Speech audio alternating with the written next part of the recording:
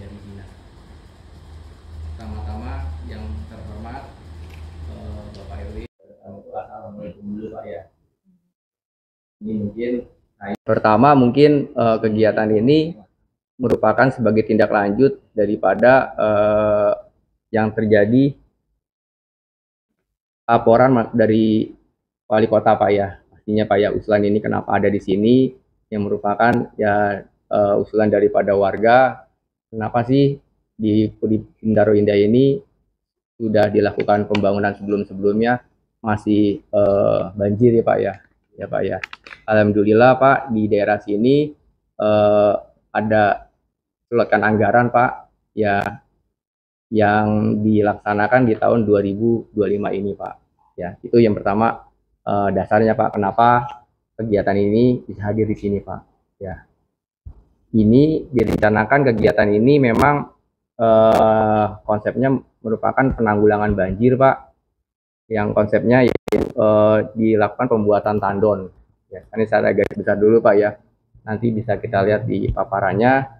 Jadinya pembuatan tandon dan pembuatan long storage Pak. Jadi konsepnya mungkin sudah disampaikan ya di oleh tim konsultan kami Pak. Jadi kita langsung aja Pak ya, kegiatan ini Pak nih, biar semuanya sama-sama terbuka dan memang kita tidak ada yang ditutupin Pak, semuanya transparan, tandon dan long storage Puri Bintaro Indah. Nilai pagunya adalah 10 M dan nilai kontraknya adalah 9 M 780.756.000 rupiah. Nah, ini nomor kontraknya saya tertera di sini, dan kontraktor pelaksananya adalah CV Setara Maju Perkasa yang hari ini dihadirkan oleh Pak Rizky Pak ya, sini sebagai kontraktornya, dan yang kemudian konsultan pengawas dari PT Balkis Mandiri ini bagian daripada tim Pak Alfi Pak dan kawan-kawan Pak ya. Ada Pak siapa? Pak Sawal, Pak Erwin nanti di lapangan akan membantu kami Pak. Ini waktu pelaksanaannya kurang lebih 260 hari kalender Pak ya. Jadi hari kalender tidak mengenal libur Pak ya. Sabtu Minggu udah termasuk. Kalau dihitung ini kurang lebih di akhir Desember Pak. Tanggal kurang lebih ya 28 Desemberan lah. Salah ya itu.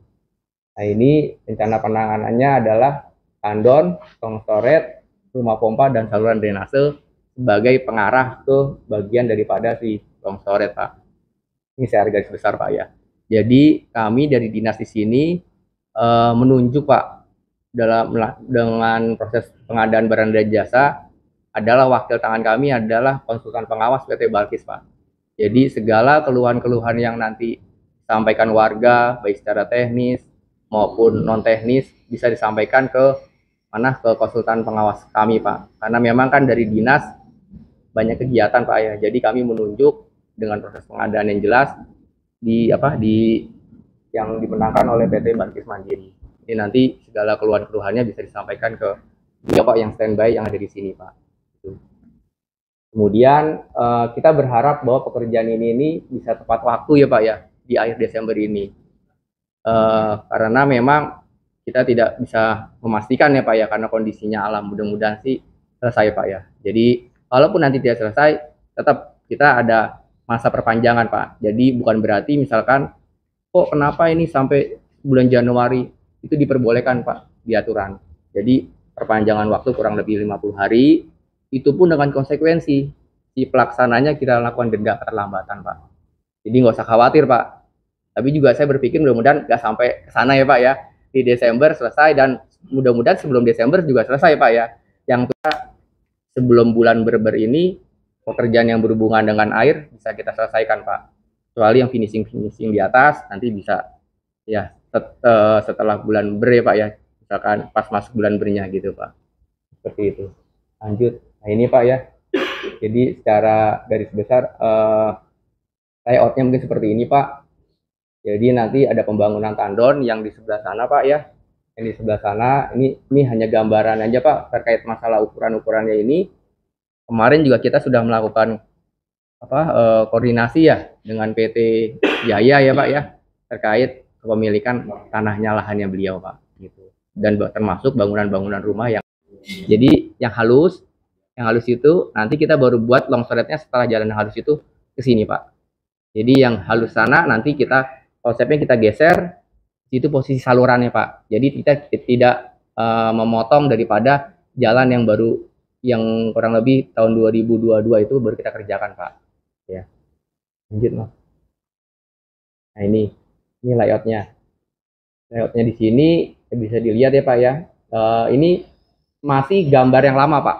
Gambar yang lama dalam artian yang belum kita posisi batas-batas pinggirnya itu terkait pengukuran kemarin. Cuman kalau dilihat dari pengukuran kemarin itu tidak terlalu jauh banyak perubahan Pak. Hampir mirip Pak. Isinya. Ini layoutnya Pak. Lanjut. Nah ini gambar-gambar potongannya Pak. Sudah sedikit kurang jelas ya Pak. Mohon maaf. Nah kalau yang posisi di ujung sana Pak, izin saya boleh berdiri Pak? Ya. Dari muka air standar ini posisi air di bawah Pak, di bawah sini. Jadi kita akan melakukan penggalian kurang lebih 1,5 meter ya Pak Albi ya? Iya. Dari sini ke bawah berapa kurang lebih? 3 meter Pak. 3 meter. Kalau dari sini kan? Iya. Kalau dari sini, dari existing kurang lebih berapa? Dari existing itu kurang lebih tanah yang tandan ya Pak? Iya. Tandan 3 meter Pak. Oh 3 meter. Ya. Oke. 3 meter Pak. Jadi nanti sedikit potongan seperti itu Pak. Nah ini kalau ini untuk potongan Pak. Ini potongan yang posisi jalan dari long stretch itu dari sini masuk ke tandon Pak. Ini kalau yang dibuat jalan. Nanti bisa dilihat gambar tingginya biar ada gambaran Pak ya. Ada gambaran. Kalau di posisi ini adalah posisi yang di ram. Jadi kita di ujung tempat kiram sana kita buatin ram ini sebagai maintenance Pak. Jadi manakala tandonnya ada lumpur, kita lakukan maintenance dengan pemeliharaan Pak. Pemeliharaan dari kami dengan alat berat. Gitu. Jadi nanti kira-kira lumpur sudah banyak kita buang keluar. Gitu. Kalau ini posisinya ini yang berbatasan dengan turap ini Pak. Oke, lanjut. Nah ini Pak bisa digambarkan lagi. Jadi ini posisi kali kita kali potong memanjang seperti ini Pak. Nah ini posisinya di bawah Pak. Jadi yang posisi gambar. Coba ya. Ini air posisi apa airnya. Nah ini posisi daripada si longsorannya Pak. Jadi ini kali ya Pak. Ini jalannya. Nah ini jadi dia posisinya longsorannya ini belah jalan Pak sedikit di bagian pinggir sebelahnya daripada si saluran drainase Pak. Ini posisi seperti ini untuk gambar potongan longsorannya. Jadi ini nanti yang masuk ke dalam sini. Jadi ini posisi airnya si talurnya sini. Dia ini jalannya di sini seperti ini. Jadi konsepnya daripada longsoran ini adalah air yang masuk dari kali kita tutup Pak saluran. Jadi semua saluran drainase dan ini masuk dalam dialirkan ke dalam talur ini. Jadi konsepnya seperti itu. Jadi tidak ada lagi saluran drainase yang masuk daripada drainase lingkungan ke kali. Jadi semuanya masuk ke dalam longsoran ini. Nah ini biar ya Pak ya. Nah kebaca ya Pak ya. Ini posisi layout tandonnya Pak. Jadi tandonnya ini nanti konsepnya adalah setelah dibuat badan airnya nanti ada jalan inspeksinya Pak sebagai maintenance juga dan bisa juga dipakai sebagai apa ya olahraga ya jadi bapak-bapak sekalian atau ibu sekalian ini. Nah ini posisi adalah yang tadi saya sampaikan Pak. Ini posisinya di ujung yang parkiran. Di sini ada apa di jalan aksesnya amfibi Pak. Jadi kalau maintenance-nya setelah masuk dari jalan ini si alat beratnya masuk ke sini Pak. Ini untuk pasca pembangunan. Jadi seandainya dia ada lumpur atau apa-apa, kita maintenance, akhirnya ya kita buang Pak secara rutin. Apakah dilihat ini apakah proses penumpukan itu cepat, 6 bulan, tahun, nanti lihat situasinya seperti itu Pak. Nanti ada lagi tim OP Pak, tim operasi dan pemeliharaan dari kami juga. Kalau kami dari sisi pembangunan, nanti ke depannya yang maintenance mereka termasuk apa? Oh termasuk screening ini ya keliling sini, seandainya misalkan sini ada rumput-rumput, nanti mereka yang membersihkan. Terus nanti kayak kerusakan daripada si pagar karena usia ya Pak ya, karena panas hujan maupun lampu, itu nanti dari pihak IMOP Pak, yang akan ditempatkan orang di sini Pak. Setelah pembangunan, setelah kontraktor selesai, ada masa pelaksanaan 6 bulan. Setelah masa pelaksanaan, kemudian dia melakukan pemeliharaan. Lanjut. Ini juga sama Pak, ini masih gambar 3D-nya yang masih situasinya ya. Jadi nanti kalau dilihat sana yang posisi ini nih Pak nih, ya ini kalau nanti dialirkan ke sini, kalau posisi pompanya ada di sini, pompanya di sini ya. Ya, nanti dari ini masuk ke dalam semuanya air sini, ini dipompakan di sini. Jadi biasanya di situ nanti pompanya secara otomatis Pak, bisa otomatis, disetnya bisa juga manual gitu. Kenapa dibilang otomatis? Otomatis jadi dia udah disetel, kalau misalkan seandainya muka airnya sedang tinggi, dia secara otomatis membuang. Jadi nanti di saat musim kemarau atau musim kemarau, jadi air yang ini kita kosongkan Pak. Kita kosongkan, nanti setelah hujan ini penuh, ya tetap kita pompa keluar. Gitu. Jadi ya paling tidak ada jeda lah untuk memenuhi ini dan memenuhi daripada longsoret ini nih.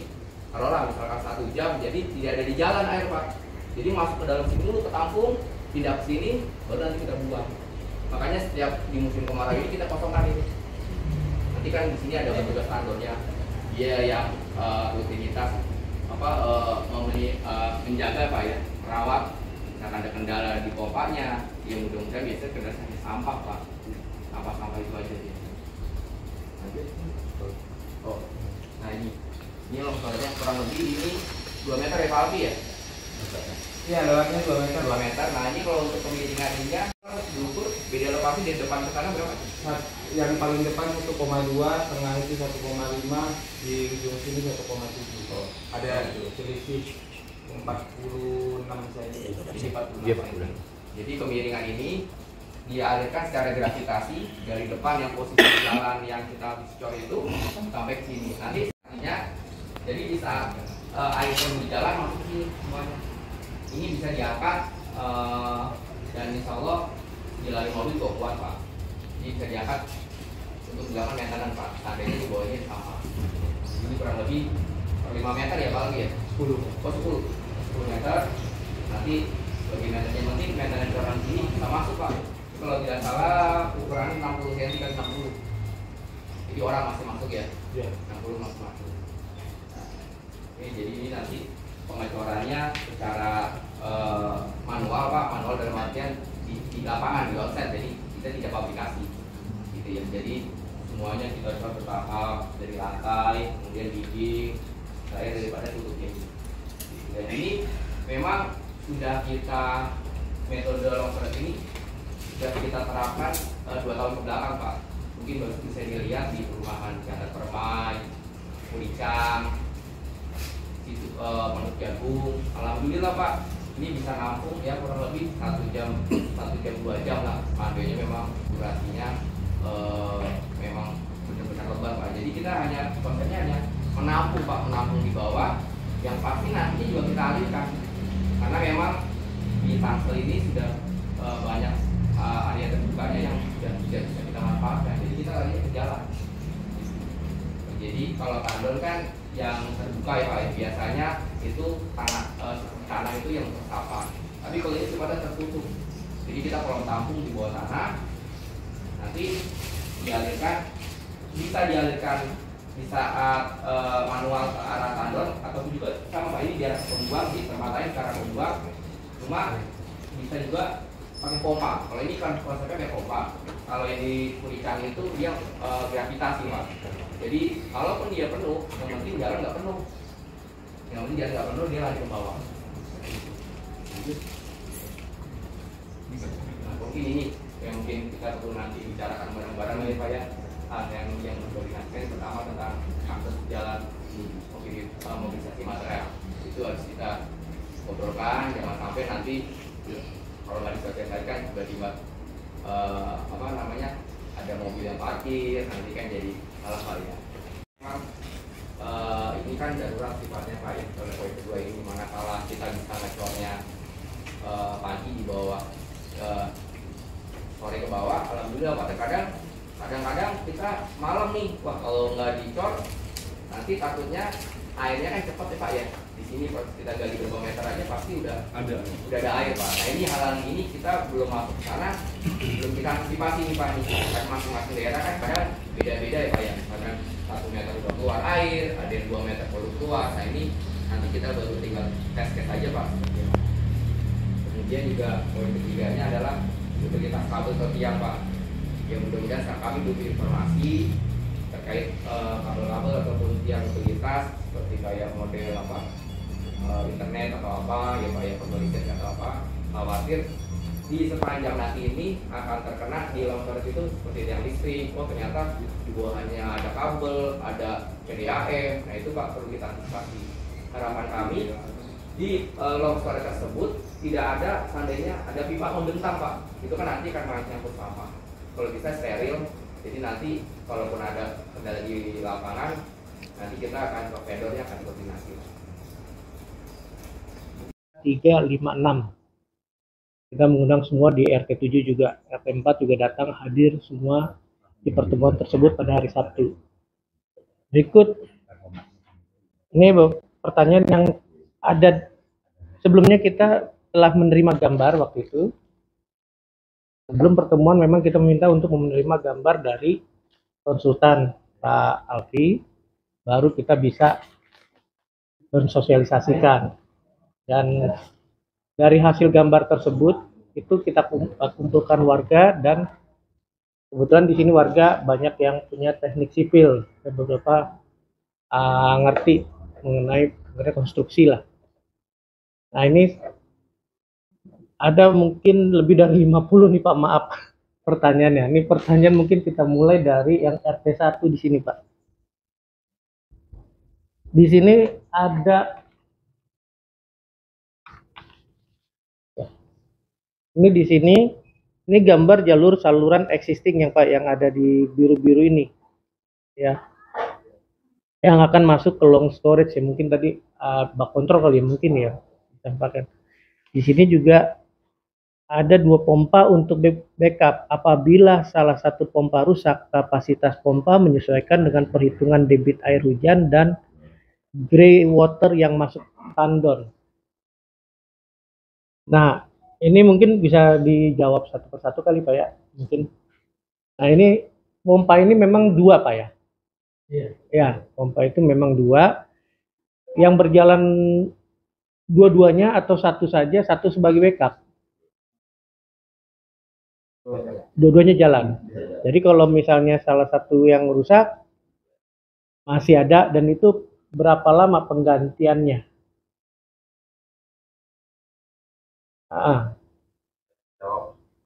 Ya. Saya coba masukkan teksnya itu dari hasil QGIS, artinya konturnya di area khususnya PBI. Lalu kemudian saya input dengan data 12 hektar untuk catchment area tangkapan hujannya gitu ya. Lalu kemudian dari hasil hitungan itu ketemulah 1,1 meter kubik per detik dengan kapasitas itu. Terus kemudian dari kapasitas yang kita punya yang mau kita bangun itu, tandon itu kan luasnya itu 2.500. Jadi saya 2.500 itu saya anggap dengan kedalaman untuk koparan tadi kan ada 3 meter ya. Jadi saya anggap 1 meter itu terisi. 1 meter itu terisi, lalu kemudian ada kurang lebih 70% itu kosong yang akan dimasukin debit kurang lebih 5.000 meter kubik.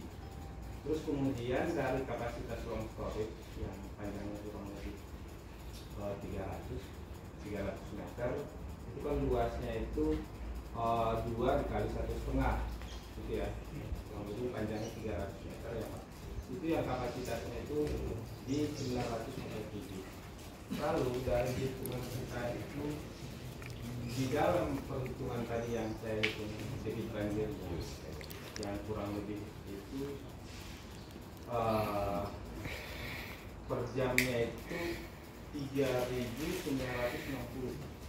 meter kubik. Lalu dari hitungan ini dengan kapasitas tandon dan longsor kita itu 1 jam 50 menit baru itu terisi lah. Artinya baru penuh dia. Tapi di settingan kita itu di 1 meter 20 itu pompa kita udah jalan. Kapasitas pompa kita kan dengan pompa yang 10 in itu dia 108 meter 108 liter per detik kapasitasnya. Kita menggunakan 2 pompa, berarti 0,216 meter kubik per detik. Artinya dengan kapasitas tandon atau long storage selama 4 jam, hujan 4 jam itu dia masih bisa ditampung pompa sama long storage baik tandonnya. Pertanyaan selanjutnya ini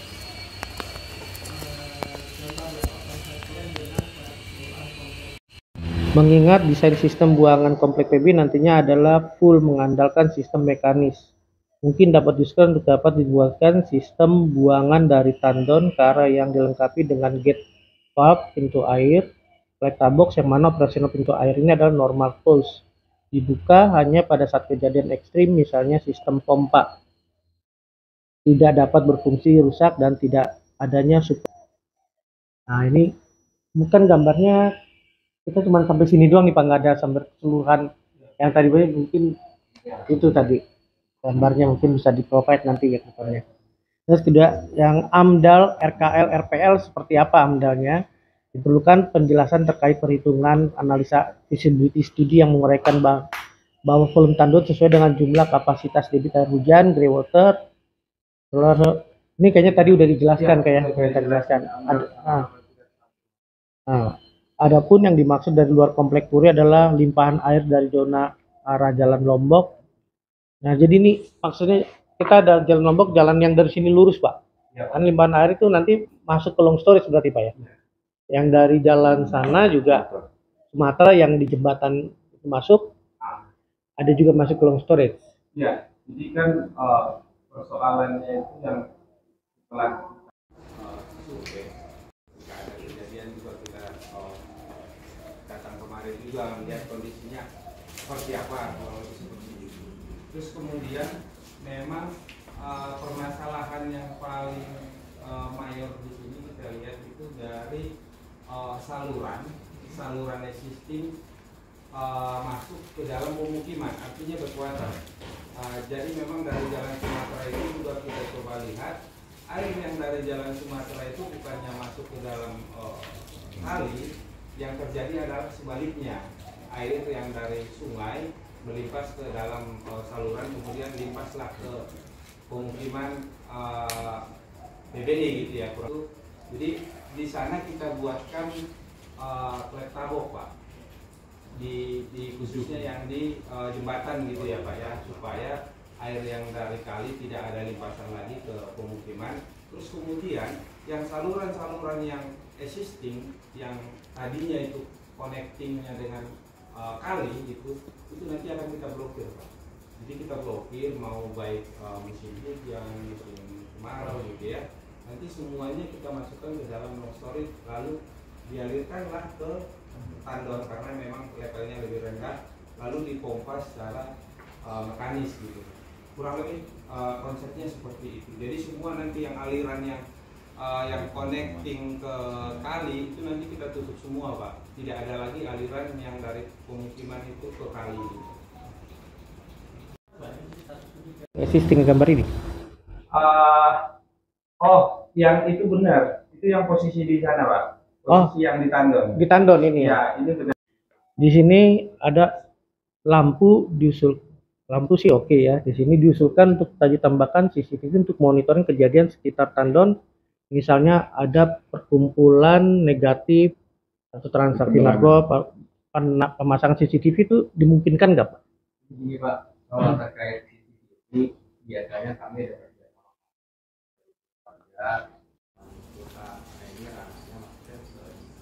Di sini gambar yang selanjutnya dimensi jarak lebar tidak tercantum nih Pak. Di gambar potongan AA halaman 2. Jarak dan dinding rumah terluar ke dinding tanggul jogging track. Apakah ada penambahan lebar jalan aspal existing? Itu yang kemarin itu ya 4,5. Iya. Jadi sebetulnya kenapa di gambar ini ya seperti yang kita rencanakan. Terus kemudian lalu kita coba berunding dengan pihak Laguna. Nah, lalu kemudian Laguna yang insya Allah katanya akan memberikan semacam hibah lah ya, tanah ini apa namanya, pasung, semacam pasung supaya bisa dikembalikan sesuai dengan rencana kita. Makanya dari awal itu kita tidak membuat ukurannya karena kita masih ini Pak, menunggu hasil dari baik Jaya baik pihak Lagunanya itu sendiri, yang insya Allah katanya hari Rabu baru ada surat pernyataan dari sana ya. Kemarin juga didampingi sama Pak RW terkait dengan itu.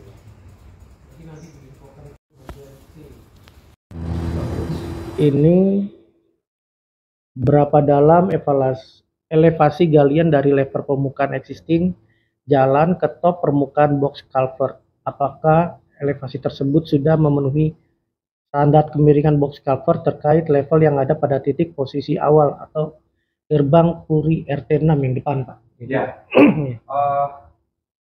Itu long storage ya Pak ya?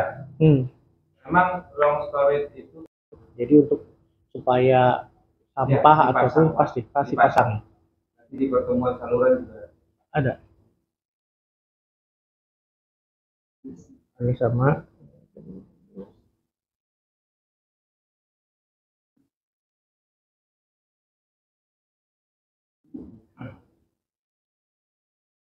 Ini bacakan saja Pak ya dulu ya. Diperlukan informasi kepastian dan garansi terkait kekuatan permukaan box culvert. Yang kedua, bagaimana dengan treatment permukaan jalan di zona area permukaan box culvert agar dapat dipastikan permukaan finishing nantinya tidak mudah rusak karena kelendutan atau beban dinamis kendaraan. Yang ketiga, pelaksanaan konstruksi baik kontraktor dan konsultan agar dapat berkoordinasi dengan dinas lainnya terkait instalasi utilitas jaringan PDAM, gas, dan lain-lain yang berada di bawah jalan yang mungkin akan banyak terjadi crossing. Itu dulu Pak, mungkin 3 itu. Karena waktu itu kan sempat saya bilang kalau long story itu kan dekat drainasenya warga.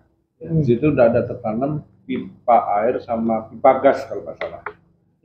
Pipa air, pipa gas, dan crossingan PLN Di tengah itu. Sampaikan terkait dengan galian ini kan nanti ada rekayasa lalu lintas ya Pak ya, yang sebelum kita melakukan galian akan kita koordinasi dengan bapak-bapak gitu ya, dengan bapak-bapak pengurus. Terus kemudian juga yang kedua itu yang maintenance-nya sama ininya Pak ya, manhole-nya ya. Kekuatannya kalau dari back cover kan digali. Iya. Berapa? Pertanyaan keempat yang di sini Pak, perlu dikonfirmasikan adakah bak kontrol manhole guna perawatan bila mana pada saatnya pembersihan sedimentasi berkala pada box culvert itu ada kan Pak ya, tadi udah dijelaskan ya? Ada Pak, baik di per 10 meter itu ya? Ya, baik di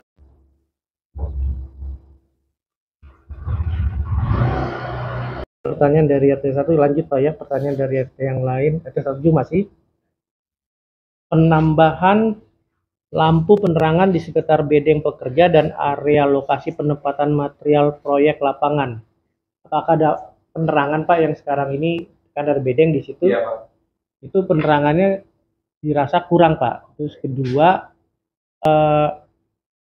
itu yang terjadi sekarang besi-besi itu ada masuk ke arah jalan. Yang ini belum dimulai proyeknya. Nah itu kita minta itu nggak ada di area jalan, dan potongan-potongan besi itu seakan nggak tercecer karena mobil yang lewat itu takutnya malah ban bocor atau apa. Nah itu ada penerangan, dan di situ juga kadang-kadang anak kecil kan di sini sore sering ini ya bermain. bermain. Jadi kita minta perhatiannya untuk di daerah pojok situ. Jadi kita minta udah mulai seberang rumah warga Jalan Real Madrid. Pekerjaan proyek dilokalisir di satu tempat, yakni di lapangan samping rumah Ambon ini di sini Pak. Jadi tidak menyebar masuk ke rumah area yang dekat rumah warga. Jadi yang selama ini kan masuknya ini kan ada rumah kosong yang dari Laguna itu ditempatin oleh tukang, dan itu nggak boleh sampai ini. Warga kemarin ya sebelum mulai proyek dia memberikan ini Pak, apa di ini video komplain ada kebisingan Pak. Jadi kita, nah ini kan warga ini narik besi seperti ini, besi ditarik aja terus dilempar begitu, tar. Nah terus potongan besi ada yang di jalan. Nah, ini ada keberatan dari warga sebelum mulai proyek nih Pak. Nah ini gambar keduanya, dia mungkin bisa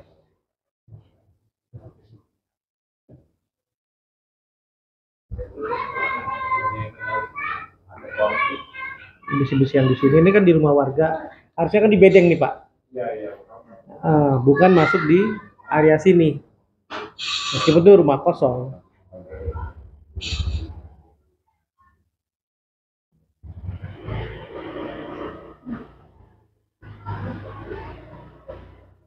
Nah ini Pak, jadi semua mohon jangan di situ Pak, dipindahkan di lokalisasi itu di mana, dekat bedeng sebelah sana Pak nanti kalau mau ininya.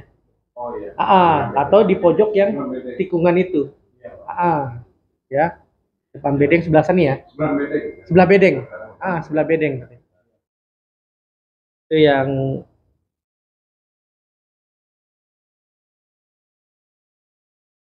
yang tadi saya ya, pekerjaan tidak diizinkan tidur di rumah yang kosong tadi Pak, karena tadi kalau dia tidur di situ, yang tadi bawa alatnya ke situ, jadi dia bisa mudah bekerja, padahal kan ada bedeng semua di sini. Kendaraan besar yang melewati jalan, warga harus melalui pembersihan, pencucian terlebih dahulu. Kondisi jalan yang kotor harus dibersihkan dengan melakukan penyiraman, penyapuan. Mungkin nanti ini pelaksanaan tentang pengangkutan tanah Pak. Ini menyangkut pengangkutan tanah. Jadi biasa kalau truk masuk kan ada bannya kena tanah, itu pun disiram sama jalan, tidak meluput kemungkinan kan masih menempel-menempel sampai pinggir jalan di sana, itu diambil dan disiram gitu Pak. Nah, untuk supaya kalau keburu kering nanti berdebu. Nah ini pekerja dilarang, mungkin dibuatkan nanti tata tertib Pak. Saya dilarang melakukan narkoba, judi, atau miras di warung bedeng. Harus ada warung juga di situ. Aktivitas di nggak tahu nih, warga bilang sih ada warung di bedeng itu, dengan nggak tahu kalau itu mungkin kalau konsumsi untuk orang bedeng mungkin dia, tapi kalau warung jadi bingung kita warga. Ini nanti bisa jadi warga yang dari yang lain datang, kita juga nggak tahu warga yang mana. Jadi tepatnya untuk konsumsi kerja. Iya, konsumsi pekerja ya, nggak ada warung ya. Oke, aktivitas mungkin bisa dipantau Pak ya, ada judi atau apa yang minum. Terus pelaku proyek harus benar-benar memperhatikan, menjaga ketertiban, kenyamanan lingkungan warga. Pasti Pak ya. Nanti mungkin dimasukin tata tertib. Berikut di sini poin nomor 7, sanksi terkait pelanggaran poin-poin yang tadi kita sebutkan di atas. Dan sanksinya apa kalau pekerja melakukan itu? Pekerja tidak memakai nanti rambu ya, yang kita bisa tahu dari pekerja apa. Nah ini nanti pengaturan flow lalu lintas kendaraan pribadi nih Pak. Kalau misalnya di jalan mulailah long storage, kan ada mobilisasi lewat belakang. Nah yang kita bingung sih untuk flow lalu lintas kendaraan pribadi, kalau sudah sampai di boulevard di sana, itu kan mau nggak mau kita masuk lewat gang perkampungan di sana, jalan Lombok Pak. Apakah ada nanti dari orang Bapak mengkoordinasikan di pintu RT 4 yang mau nanjak itu dengan yang di sana di jalan Lombok yang paling ujung, jadi mobil, karena itu memang benar jalannya itu hanya satu mobil, Jadi kalau ini mantek di tengah nanti ada yang nggak koordinasi, apakah ada nanti dari bagian perencanaan untuk memikirkan flow lalu lintas kendaraan pribadi nih Pak? Oh, kalau untuk ini nanti saya